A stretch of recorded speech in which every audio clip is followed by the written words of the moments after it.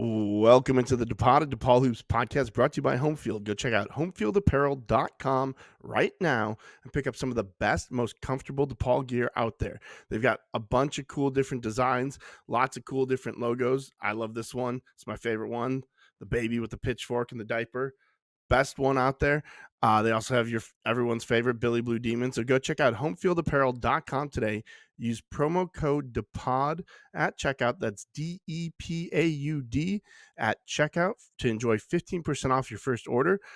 You can also go click the link in our bio as well, and you'll do that same thing. So go check out homefieldapparel.com and use promo code DePaud at checkout. DEPAUD at checkout for 15% off your first order. On today's episode of the DePaud, we've got the Cap Man, David Kaplan from ESPN 1000. We talk his history with DePaul athletics and how he became a DePaul fan.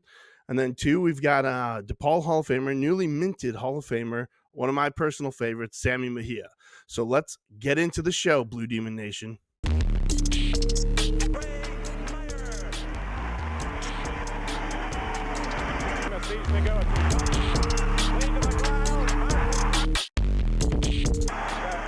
Look to his shot.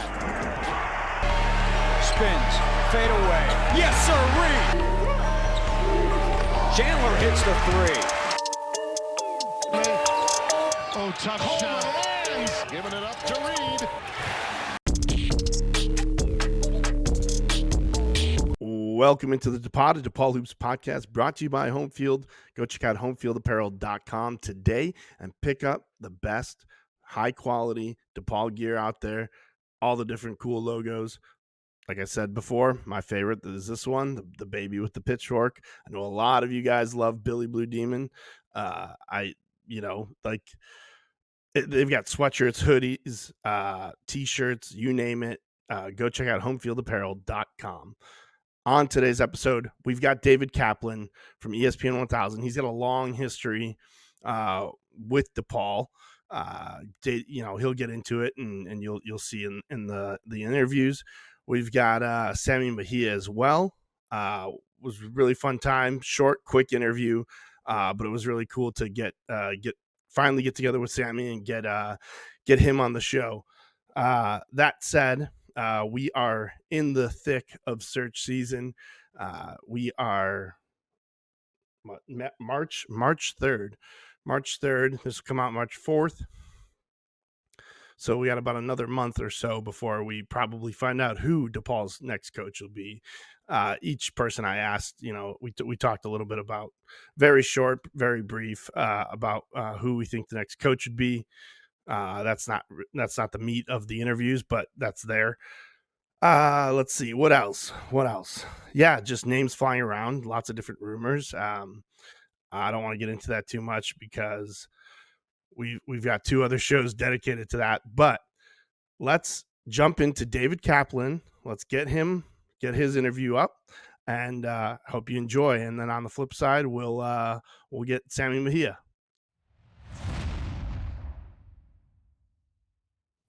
All right, welcome in David Kaplan from ESPN 1000. Thanks for taking the time. He's joined us today to talk DePaul hoops with me. So, David, thanks again, and welcome to the DePaud. Yeah, it's great to be with you on the DePaud, and I look forward to talking DePaul basketball because I grew up a diehard DePaul fan. My late father was a DePaul undergrad and law school, and my brother and I, to this day, are still huge DePaul fans. So before we get into, current day, let's talk a little bit about that, about your affinity for DePaul. Obviously, your father being an alum, and talk about your most fond memory of DePaul basketball from back in the day. Wow, that's a really good question. So my dad had season tickets both at Alumni Gym, and then when they moved out to Rosemont, to then the Horizon, now it's Allstate Arena. And so he had tickets for probably 40 years. And we sat in section 104 at the Allstate Arena. My fondest memory is coaching against them because I was a college coach at Northern Illinois. And the first game that Joey Meyer ever coached, we had their ass beat. They were number 3 in the country, and we were 24-point underdogs, and we lost 59-58 at Wow. Rosemont Horizon All-State Arena. And we had an open shot to maybe win the ball game late and lost, missed, and lose by 1. So that's one memory. And then probably either being at the DePaul UCLA game, which was after DePaul had lost to them in the tournament. Okay. That was an amazing memory because they beat the Daylights 93-77 out of UCLA with Larry Brown as the UCLA coach. And then I remember being in college, my work study job, I was a baseball football player, Division III, so we didn't get scholarships, but we got money through work study. My work study job was running the open gym on Saturdays, was one of the things I had to do at the basketball arena. And there was this little black and white TV, and there's DePaul advancing to the Final Four, 95-91 in the regional final. And it was just the coolest freaking moment I remember. That's incredible. Those are pretty incredible memories, especially watching on a little TV in Minnesota up there. Yeah. Um, so we talk about that and Coach Meyer and his meaning or what he means to DePaul basketball or DePaul basketball in Chicago as a whole. What do you think is the importance of DePaul basketball to Chicago and their success and what it would mean to the city? Well, I mean, you got to remember that we haven't had a ton of success collegiately in this town. The only team to ever win a title, national title, is Loyola. People don't realize that. Loyola's now had another Final Four appearance under Porter Moser. But, we don't have great college football here. Northwestern had a run a little bit, but okay, they won some conferences. Pat Fitzgerald led them to some victories. Gary Barnett got them to a Rose Bowl. But Illinois hasn't been great. They haven't won a title. They went to the Final Four a couple of times. And if DePaul could get back to their spot at the top of the pecking order of college basketball in this state, I think it'd be a super cool thing for the city. They're not playing out in Rosemont anymore. They play in the city in a really nice arena at Wintrust. I'm a huge fan of your athletic director, Dwayne Peavy. I think he's swinging for the fences this time to try and get a big-time coach in there. And I think it's a faster turnaround than other people do. People look and go 3-24, 0 whatever in the league, and it's going to take, a miracle worker. Not so quick. If you can get the school to understand the NIL culture, you get the right coach from the right program. He's probably bringing a couple guys with him. He's buying a couple more through NIL. All of a sudden, you got a totally different team. I'm not telling you you're going to beat Kentucky for the national championship next year, but it should not be where it's at. That's a fact. Definitely, and I would agree with you there. Before we talk about current day, let's talk a little bit about how we got here, right? What would your assessment be as to why DePaul fell off the cliff? I think I love Joey Meyer. I interviewed with him for a job. He was a good friend, and rest in peace to Joey. But I would tell you, I think DePaul became a victim of their own success.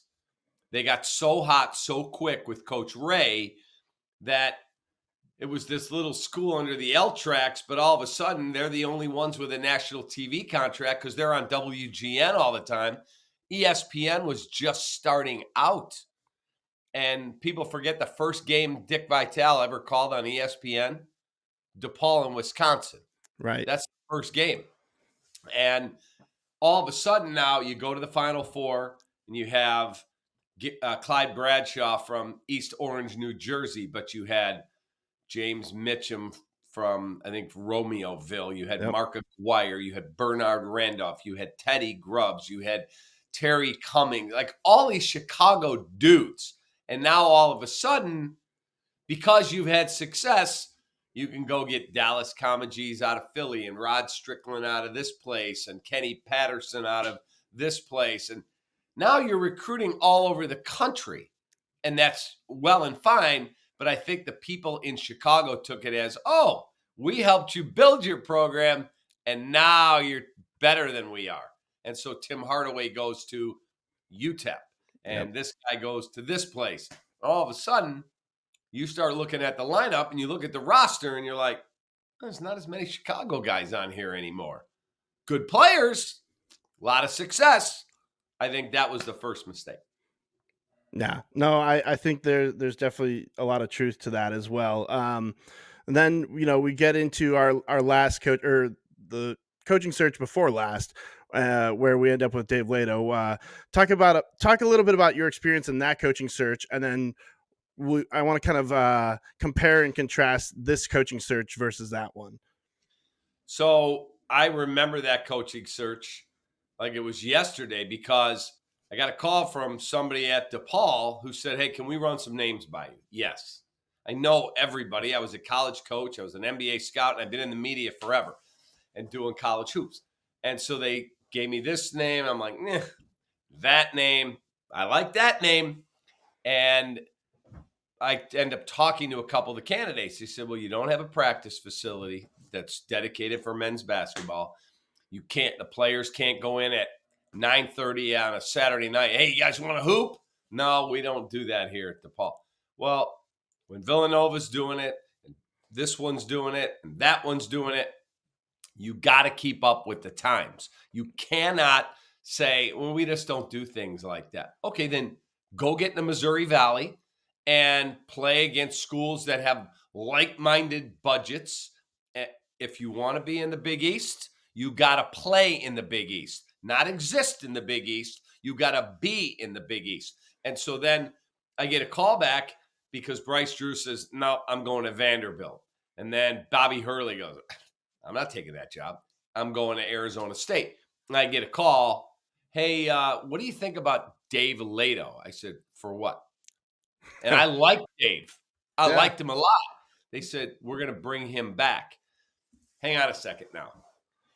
And I'm going to use an analogy here. So your girlfriend comes to you and says, yeah, I'm breaking up with you. I'm dating that guy now over there. He dated Virginia. God bless him. He made a bunch of money. That's if somebody came to you or me and said, hey, leave your job. I'm going to pay you 4 times what they're paying you. God bless. But 100%. guess what? You're not coming back to me when that girlfriend dumps you. And that's what happened. He got fired at Virginia, and now he's an assistant at Tulsa. But, well, we had a little success with him. Let's bring him back. Yeah, no, I think that the way that it was handled, that was new. That's news to me too, about Bobby Hurley and Bryce Drew. I did know that they were involved, but I didn't know that it was actually turning them down. So very interesting there. And yeah, Dave Lato, I think we could all agree, Dave Lato first time around was great. He brought in a lot of great players. He had the success that he had with those teams with Sammy Mejia, Wilson Chandler, all of those guys. Good stuff. But yeah, you just can't bring him back. So there's also a difference when you're coaching in Conference USA versus coaching against Jay Wright, and now you've got Rick Pitino. And back then, Boeheim was in the league, and all those other guys. It was a huge. Mick Cronin was at Cincinnati at the time too. So Bob Huggins was in that league for a while. Yeah, I mean, we're talking about Hall of Fame guys here. Yeah, you better keep up. Yeah, definitely. And I think generally speaking, this time around, the feel has been the names that have been circling and going around. I think the pool has been a lot more warm for DePaul. It's been there's some irons. I think they realized from the university side that the time is now. You got to strike when the iron's hot. So, what would you say? Who would you think right now? If, say, I threw like a Porter Moser or a Bobby Hurley out there, what would you say to those two names? I mean, I recruited Porter when I was at Northern. I was at Northern Illinois as an assistant. I went and recruited Porter. And then our head coach got fired, and Porter went to Creighton, and the rest is history. I love Porter Moser. Love. Think he's an outstanding coach and a better person. Porter's buyout is a fortune. Porter's making $5 million a year. He's at Oklahoma, which is one of the better jobs in America. I mean, is the university making that kind of commitment? That's massive commitment. Yeah, I think there's some thought that potentially, because he had been asked about the DePaul opening at some point, um, and I think that the thought is that they're changing conferences and football's king there, and he might there might be an appetite to get back to a basketball only school like DePaul. So there's thought there, but yeah, I definitely see where you're coming from as far as like the money, the $6 million buyout that would have to happen. So Is that what his buyout is? yeah. Okay, so if that number is accurate, I'll take you at your word. If he's got a $6 million buyout, he's got to be making $5 million in salary. I think I'm not exactly sure, but I think it's somewhere around the 3.2, somewhere around Okay, there. so we're close to 10 million. Yep. They've never had that type of a commitment at DePaul, other than one time when they hired Oliver Purnell and paid him a crap load of money. And Oliver was a nice man. Yes. Nice man. That was a golden parachute. That Yep. was, I'm going to take one more job. I'll go live in Chicago, coach some basketball, eat some great food, and make a whole lot of money. God bless. I hope somebody comes to me with that type of offer before I retire. But I didn't think that was a great hire. I didn't. No, I would agree there. And then Bobby Hurley. What do you think about what would you say if Bobby Hurley was to be brought in? He hasn't had tremendous success at Arizona State. He has not. And to people that follow Duke basketball, Bobby Hurley's a big name. But he hasn't had, Porter Moser's had eye-popping success. Bobby Hurley, what does that really do for you? Yeah, I think the name. I think that being going up against his brother, having that media presence around the name and Do you think that a 17-year-old high school kid really knows who Bobby Hurley is? Because I don't. No, I think that's fair. I think that's definitely fair. I think that there's some thought that school is changing conferences as well, and Bobby would want to get back towards more of the East Coast recruiting space where he tended to do a lot better. So that would be my thought there. But it wouldn't be a bad hire. Yeah, but again, I think you have a really good athletic director with. It comes from Kentucky. They know how to win at basketball, and they've got, obviously, Coach Cal's a Hall of Fame coach, but the whole mentality down there, it's always been more of a basketball school than a football school. So I think Dwayne is wildly connected, and I fully expect Dwayne, guys will want to play for him. I think sure. You have to have a relationship with your athletic director. It's not like, all right, thanks for hiring me, I'll see you. No, it has to be like this to take something that's 3-24 and build this thing back up. Absolutely. And so I want to close with this question: when the hire, or I guess when the hire is announced, what would you expect, depending on who it is? Obviously, what would you expect the first season progress to be made? There's no reason that if you get the right hire, if Dwayne is able to land somebody that's on his list, there's no reason that team is not a 500 basketball team. Again, Can you get to a turn? I mean, tell me who you're bringing in and who he's bringing with him. But in the age of NIL, you don't have to go out and out-recruit Carolina, Duke, Kansas, Kentucky, UCLA. You don't have to. If somebody steps up and says, I'm going to support NIL at DePaul, and you get the right guy in this market with these advertisers, dude, who wouldn't want to be on this stage? It's an excellent academic school. It's the best sports city in America. Maybe some will say New York. For me, there's 4 markets: New York, Philly, Boston, and Chicago. Everybody else is a pretender. And so who wouldn't want to be on TV as much as DePaul's on in this great city with a team that's so down that if you're the top player or you're the head coach, that guy restored the pride at DePaul. Oh, man. Doctor, you can get this thing rolling, I'm telling you. No, it's good. Good stuff. I appreciate you taking the time, and hopefully when the coach is hired, we could have you on again and we could talk a little bit more and Book And it. You got my cell phone. sounds good. Thanks again. All right, John. Have a good day, man. You too. All right.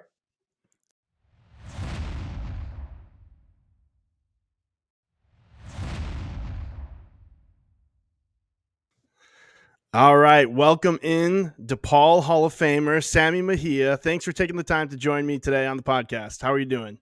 Oh, I'm doing all right. So happy to be here. It's a privilege. Thanks again. So, you were just inaugurated into DePaul Hall of Fame in December. Right. What was that like when you got that call from Dwayne? That to let you know that this was happening. Honestly, it was very unexpected.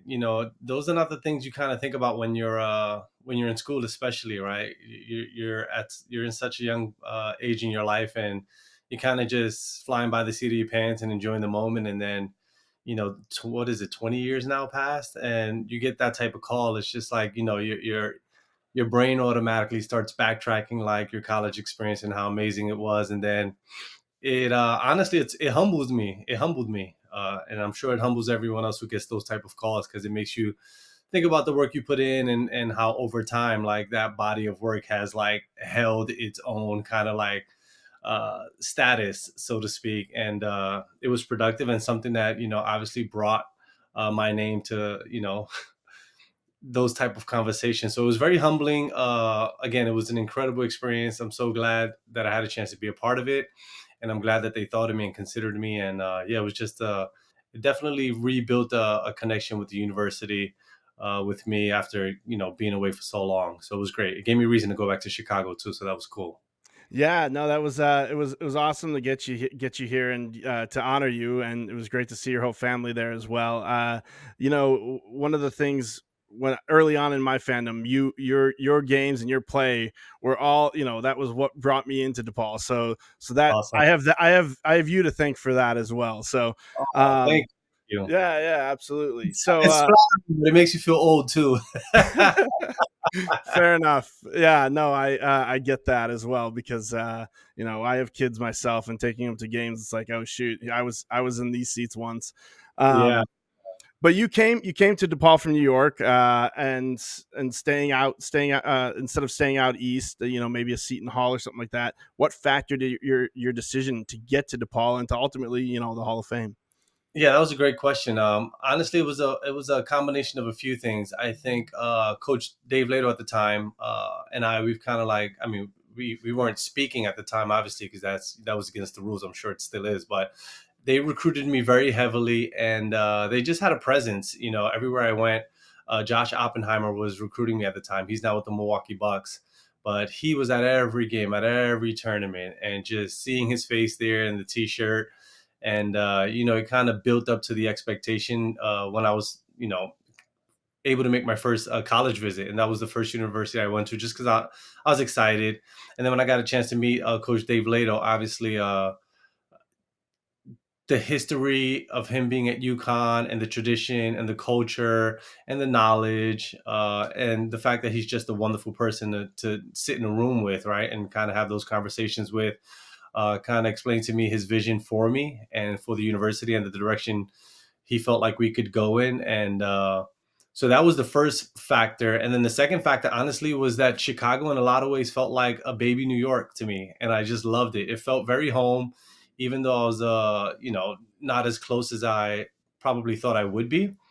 But I wanted to change. I wanted to kind of get away from my comfort zone and challenge myself to a new environment, and to meet new people, and to just kind of put myself completely out there to see, what type of things I can do. So it was a combination of the recruiting with Coach Lato and his staff, and just the university being in the heart of Chicago was such a draw for me. And once you get there, you meet the people, you meet the staff. Gina Lenny Ponsetto, she was amazing, and you just it's easy to fall in love with the university. Yeah, no, I definitely can agree. Obviously, the city of Chicago recruits itself to Yeah, some extent, and it was great. I mean, obviously, he had a great plan for you. Coach Lato did 4 years playing, 4 years starting, and you were part of the last team that DePaul had that made the NCAA tournament. What was it like to get to to get to that NCAA tournament back then, and ultimately go up against the UConn Huskies, who were ultimately the national champions that year. Yeah, I mean that was an incredible experience. I think the NCAA tournament was probably like my big oh wow, this is it moment.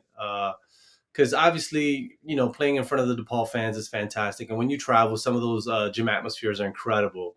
And then making it to the conference tournament and having that experience of like a big scale type one location tournament was breathtaking. But the NCAAs was just at another level. When you get there, just the production that goes behind it and like all the organization and the preparation and all the hard work and the different cities that they have with all the different groups of teams playing, it was such an amazing experience. And to be able to witness it, right, and be a part of like that type of like media crowd, right, the media attention you get going into the NCAAs and them watching us practice, and it felt incredible. It felt like a dream come true, and it felt like I was in like a video game with a created player that was on this incredible run. So it was great. It was humbling. That was probably the smallest I've ever felt in college, was being at the NCAA tournament. And yeah, it's fortunate and unfortunate that we played UConn. It's fortunate because we played against the champs, so that's like something we can kind of like hang our hat on and say we lost to the champs. You can go out like a big dog, like we lost to the champs. Exactly. But on the other side, you're like, if we would have played someone else, maybe we would have had a chance, because that team was just like, they were the starting five were lottery picks, and they had size, quickness, agility, ability, everything. They had everything that you want in a team, and yeah, it was just unfortunate that it ended that way, but it was overall a great experience, and I don't regret any of it. Yeah, no, definitely winning, beating Dayton too in that first round. That was a big That was deal. I remember watching that on TV. really Yeah, oh yeah, no, definitely. Tuned in for sure. And so let's talk about a little bit. You said video game, creative player. You went on your own little video game run in probably one of the most renowned games in modern DePaul history against number 5 Kansas, knocking off that 8 straight points, coming back from down 14. Talk about that team, talk about that experience that you guys had, because I mean it's even in my intro, one of the plays from that game. So No, yeah, that's probably the first thought that comes to my mind when I think about DePaul basketball. Not DePaul as a whole, like the university, the people, the city, but whenever someone asks me like, "Oh, what are some of your biggest thoughts when you think about like your time spent at DePaul?" I just think about that because the amount of people that have mentioned that game, watched the game, told me that they showed their kids that game. And it's like the impact that game had on a lot of fans was pretty special. And the fact that it still carries on today, right? So many years later, and we're having this conversation now about it. Obviously, it was an incredible game against an incredible opponent with an incredible coach, and just a game that we needed at that time. We had just came back from the Maui Invitational where we got eliminated, and we were trying to find our way, and just being back home and being in front of a sold out crowd, playing against the top 5 team in the country. Obviously, that's all the motivation you need going into the game. But just finding a way to like get a feel for the game in the first half and kind of taking it into the second half and adjusting. And then obviously my personal experience in those last few minutes, having that impact on the game was incredible. It was such a high, such an adrenaline. What people don't know is that towards the end of that game, I suffered like maybe one of the worst cramps ever in my entire career in that last stretch, because I was just giving it everything, like all I had, all the energy, any power that I had left in my legs and in my mind and in my heart, and I just put it all into those last few minutes. Fortunately, it worked out, but I paid the consequence afterwards. I had a cramp for like maybe the rest of that night, but it was worth oh it. It was an man. incredible atmosphere to see that place light up, and the energy you felt in that building was incredible, and something that I'm going to cherish and remember for the rest of my life. Yeah, it's gonna definitely. I mean, it's gonna be pointed to, like it Yeah, already is. It's always gonna be pointed to as one of the best DePaul games. Obviously, with some of the Aguirre games and '79 and Cummings and all those greats, it's always gonna be one of the top games in DePaul lore. So, awesome. you're definitely immortal in that in your own right there. Thank you. Um, no, definitely. As a student athlete, what's it like staying focused on school? especially honoring your or on when you're honing your craft and off the court or on the court, and then juggling everything else that comes with being an athlete at DePaul? That's probably the toughest part. I look at college basketball now and how much things have changed over the years. Back in my day, we were practicing 6 hours a day. We had 2 double sessions. We were doing 3 hours in the morning, 3 hours in the evening. We were lifting weights between there. We had early morning conditioning. So we had a big bulk of our day that was focused on just the basketball aspect of our college experience. And then whenever we can find time in between that to do classes, to have study hall, to do homework and assignments, obviously you had to do it. So I think that was probably the biggest adjustment for most student athletes, is not having your mom and dad knock on your door and say, hey, don't forget your homework. Just being responsible and knowing that you have assignments that are due, whether it was the next day or a week or a month later, and just slowly tackling all those things and becoming responsible. So yeah, I think that was probably the biggest challenge, but that was the biggest help for me, and I'm sure many of the student athletes who have to juggle, right, the student athlete lifestyle and how to maneuver academics with putting everything you have into the game that you love, whatever the sport that may be. So it was a challenge, and it was something that I benefit from today, right? Being able to multitask and have a lot of things on my plate. So definitely made me a better person. So I'm grateful for it. Yeah, and to that point, you've been all over the world ever since with basketball, and Yeah. you've been to Greece, Italy, Russia, and Turkey for what, 12-year professional basketball career. Pretty 15. amazing. And so what was it like? What was it like for your time as a pro, playing in all those different countries?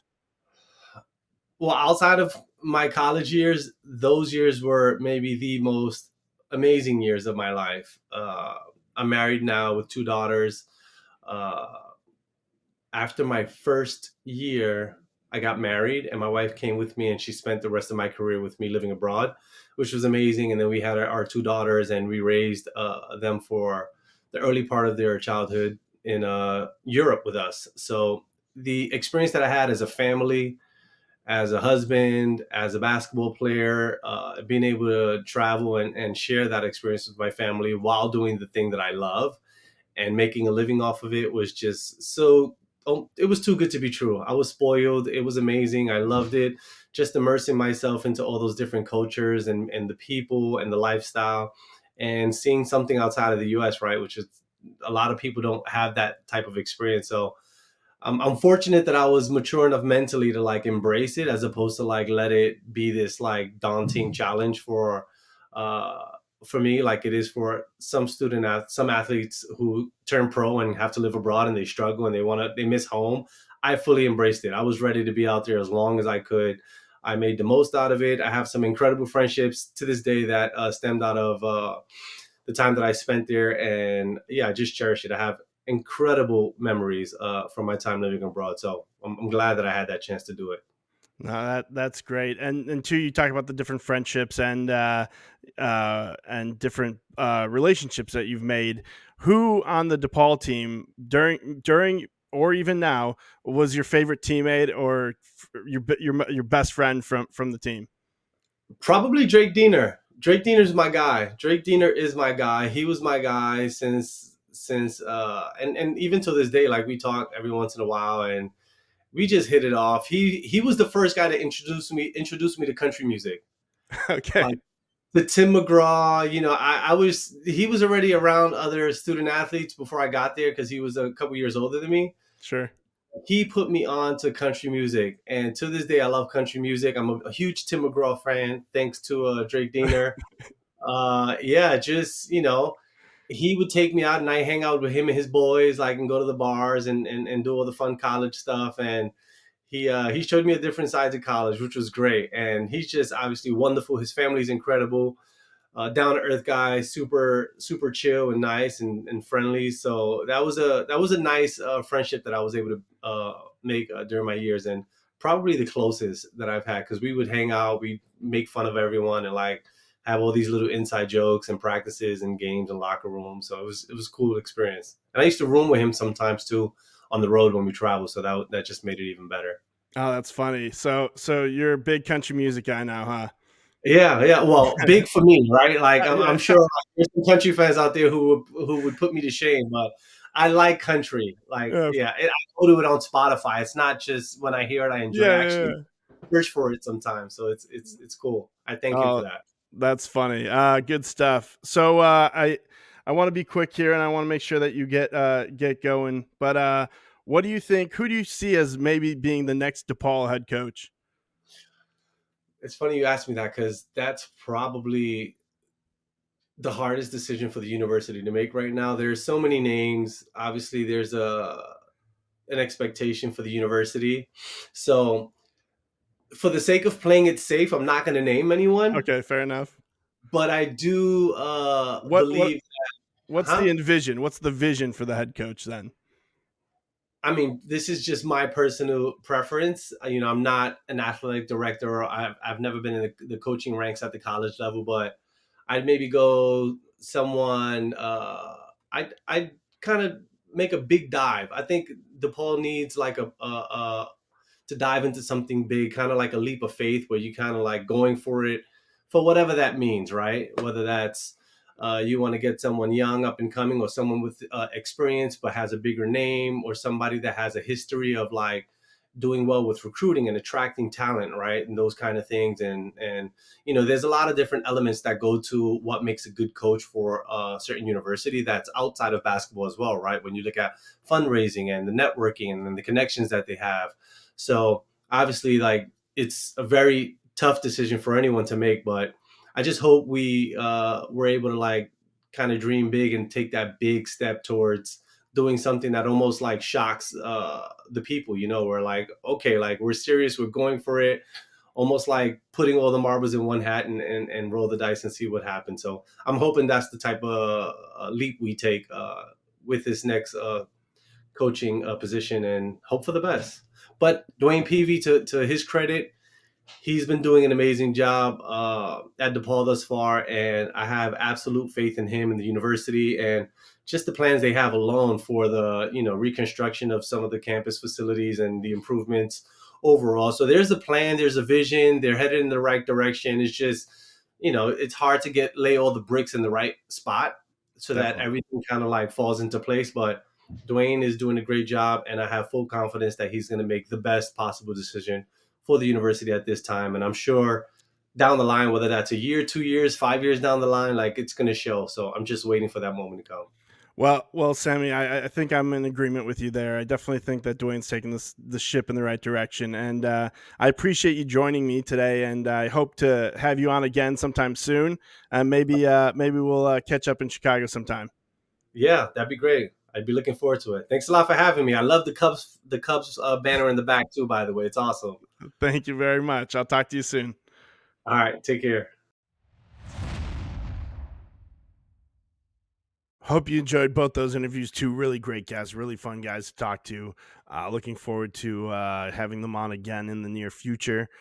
David Kaplan, he's the best. I really enjoyed talking to him. He's got some really cool stories. I can't wait to get into some of the other ones with his dad and his coaching career and all that.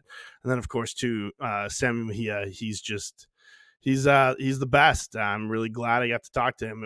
You could kind of see me cheesing on the during the interview, but that was like a little kid meeting his superhero, just because that was one of the first memories I have as far as watching DePaul basketball. So that was really cool. Really enjoyed talking to both of them. Appreciate them taking the time. And hopefully we'll have a couple more episodes here between now and the end of the coaching search. Thanks again for listening. I can't wait to do more for you all. I've got Lawrence Kramer now and Dalton Corcoran from the Blue Demon Report joining up with me for the Blue Demon Media Network. More to come there. as we develop that new brand. It's exciting. I think there's going to be a lot more opportunity to cover DePaul athletics as a whole, not just basketball, not just men's basketball. Hopefully we can spread our wings a little bit more, but more to come there. And as things develop, we'll definitely keep you all in the loop. So thanks again, and go Blue Demons.